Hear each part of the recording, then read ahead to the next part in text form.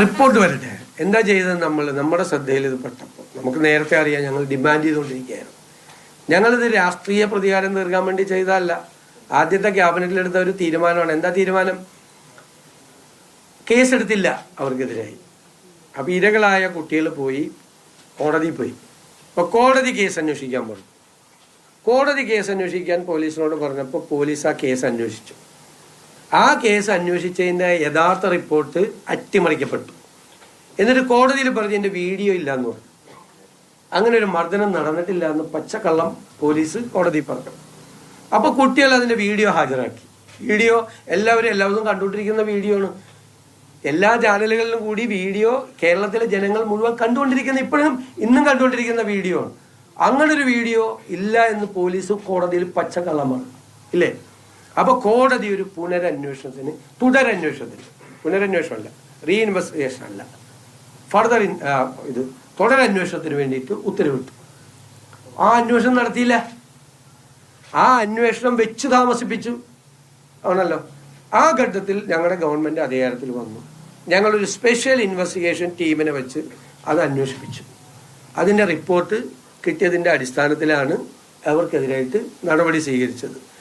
അതിൽ നേരത്തെ ചോദിച്ച ചോദ്യത്തിന്റെ മറുപടി, ആ റിപ്പോർട്ട് പരിശോധിച്ച് അത്തരം കാര്യങ്ങൾ ഉണ്ടെങ്കിൽ അതിലേക്ക് കൂടി പോകും. അത് റിപ്പോർട്ട് പരിശോധിച്ചിട്ട് വേണം. ഇപ്പം എൻ്റെ കയ്യിൽ ആ റിപ്പോർട്ട് വന്നിട്ടില്ല.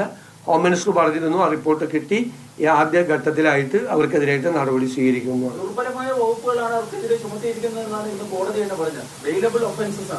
ആ എന്തൊരു ക്രൂരമായ മർദ്ദനമാണ് നടത്തിയിരിക്കുന്നത്.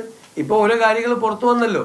അവിടുത്തെ SP കൊടുത്ത റിപ്പോർട്ട് പൂഴ്ത്തി, DYSP ക്രൈംബ്രാഞ്ച് DYSP കൊടുത്ത റിപ്പോർട്ട് പൂഴ്ത്തി, ഇല്ലേ?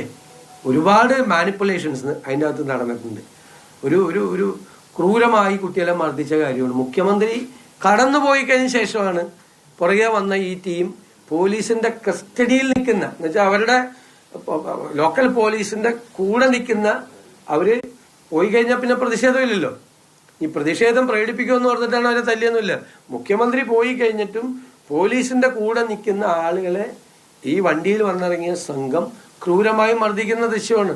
കേരളത്തിൽ ആരെങ്കിലും അത് കണ്ട സഹിക്കുമോ? മക്കളുള്ളവരാരെങ്കിലും കണ്ട അത് സഹിക്കുമോ? ഞാനതല്ലേ പറഞ്ഞത്, ചില കാര്യങ്ങൾ മറക്കാൻ പറ്റില്ല.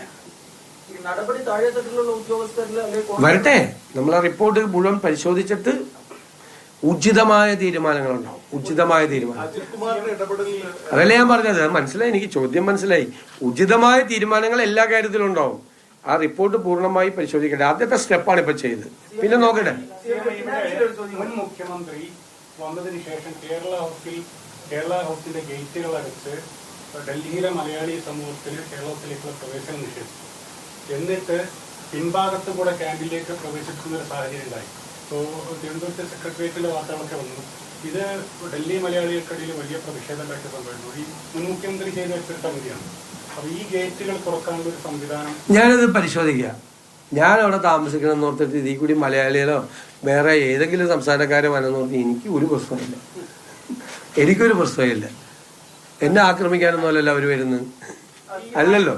അത് എന്തുകൊണ്ടാണ് അന്ന് അങ്ങനെ തീരുമാനം എടുത്തതെന്ന് അറിയില്ല. ഞാനതൊന്നും കുറ്റപ്പെടുത്തുന്നില്ല. പക്ഷെ എനിക്ക് അന്നൊരു പ്രശ്നമല്ല. ഞാനത് പരിശോധിച്ചു, ഉചിതമായ നടപടി സ്വീകരിക്കും.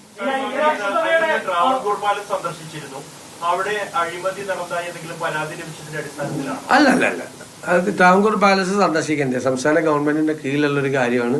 നമ്മുടെ ഈ തലസ്ഥാന നഗരിയിലുള്ള വലിയൊരു അസറ്റാണ്.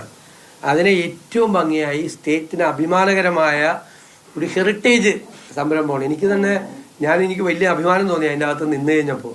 അങ്ങനെയാണ് അത് ഈ സ്റ്റേറ്റിന്റെ പ്രൈഡാക്കി തന്നെ നിലനിർത്തും. താങ്കൾ പറഞ്ഞ കാര്യങ്ങളൊക്കെ നമ്മൾ വരട്ടെ, എല്ലാം കൂടി ഒറ്റ ഇരിപ്പിൽ ചെയ്യാൻ പറ്റുമോ? വരട്ടെ, നമുക്ക് നോക്കാം, പരിശോധിക്കാം, നമുക്ക് നോക്കാം ഗൗരവമായിട്ട്.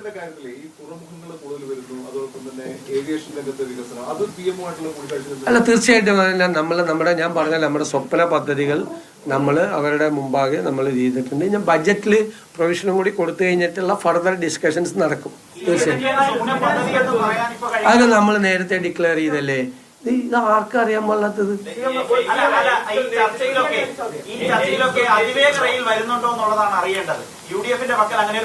വരട്ടെ വരട്ടെ പറയാം. എല്ലാം കൂടി ഒരുമിച്ച് പറഞ്ഞു കഴിഞ്ഞാൽ ബുദ്ധിമുട്ടായി പോകും. നിങ്ങൾക്ക് തന്നെ ബുദ്ധിമുട്ടായി പോയി. ഇതെല്ലാം കൂടി എഴുതണ്ടേ, പറയുകയും വേണ്ടേ? നിങ്ങൾ തന്നെ വിഷമിക്കും. ഇപ്പൊ തന്നെ ഞാൻ എന്തുമാത്രം ഇങ്ങനെ ആരെങ്കിലും ഇരുന്നേരും പാവത്തിനെ പോലെ ചോദിക്കണ എല്ലാ ചോദ്യത്തിനും മറുപടി പറഞ്ഞ് കണ്ട ചോദിക്കണം.